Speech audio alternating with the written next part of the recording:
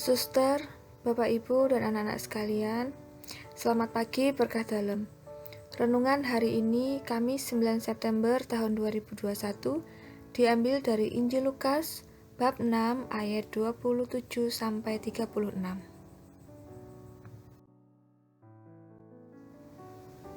Marilah kita siapkan hati kita dan berdoa kepada Tuhan.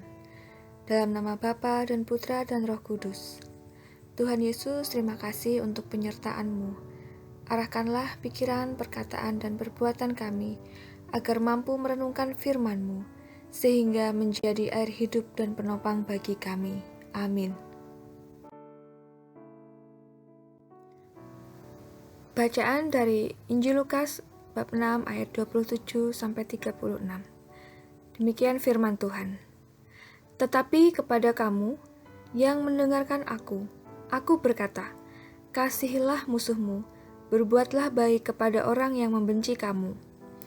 Mintalah berkat bagi orang yang mengutuk kamu, berdoalah bagi orang yang mencaci kamu. Barang siapa menampar pipimu yang satu, berikanlah juga kepadanya pipimu yang lain. Dan barang siapa yang mengambil jubahmu, biarkan ia juga mengambil bajumu.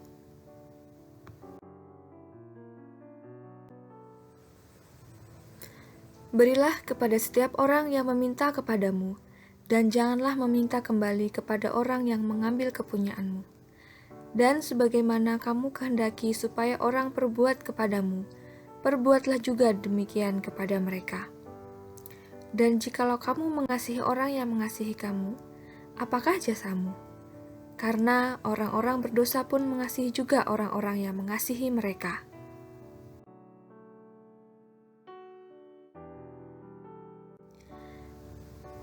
Sebab, jikalau kamu berbuat baik kepada orang yang berbuat baik kepada kamu, apakah jasamu? Orang-orang berdosa pun berbuat demikian. Dan jikalau kamu meminjamkan sesuatu kepada mereka, karena kamu berharap akan menerima sesuatu daripadanya, apakah jasamu? Orang-orang berdosa pun meminjamkan kepada orang-orang berdosa, supaya mereka menerima kembali sama banyak. Tetapi kamu, kasihilah musuhmu dan berbuatlah baik kepada mereka, dan pinjamkan dengan tidak mengharapkan balasan. Maka upahmu akan besar dan kamu akan menjadi anak-anak Allah yang Maha Tinggi. Sebab ia baik terhadap orang-orang yang tidak tahu berterima kasih dan terhadap orang-orang jahat. Hendaklah kamu murah hati sama seperti Bapamu adalah murah hati.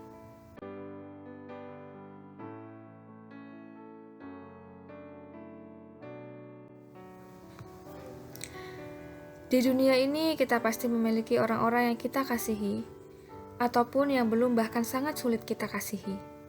Pada orang yang kita kenal baik, kita akan lebih mudah mengasihi. Tetapi bagi orang yang kurang kita kenal, terlebih yang kita benci atau yang memusuhi kita akan mengalami kesulitan untuk mengasihi mereka. Pertengkaran, peristiwa traumatis yang melukai hati, dan merugikan membuat kita terpisah satu sama lain. Secara alamiah, kita akan acuh, bahkan geram terhadap mereka.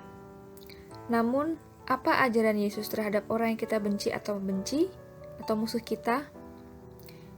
Yesus justru menyerukan, kasihilah musuhmu, berbuatlah baik kepada orang-orang yang membenci kamu, mintalah berkat bagi orang yang mengutuk kamu, berdoalah bagi orang yang mencaci kamu. Yesus menegaskan bahwa dengan mengasihi musuh, bahkan memberkati dan mendoakan orang yang mengutuk atau mencaci kita, dengan demikian identitas kita sebagai anak-anak Allah menjadi nyata. Itulah yang membedakan diri kita dengan orang-orang yang belum mengenal Allah. Seperti Allah baik terhadap orang ataupun orang jahat, menertibkan matahari bagi orang-orang yang baik dan menurunkan hujan bagi orang-orang yang benar. Kita pun demikian. Kita dipanggil untuk terus berbuat baik tanpa pilih kasih, baik kepada orang ataupun orang jahat.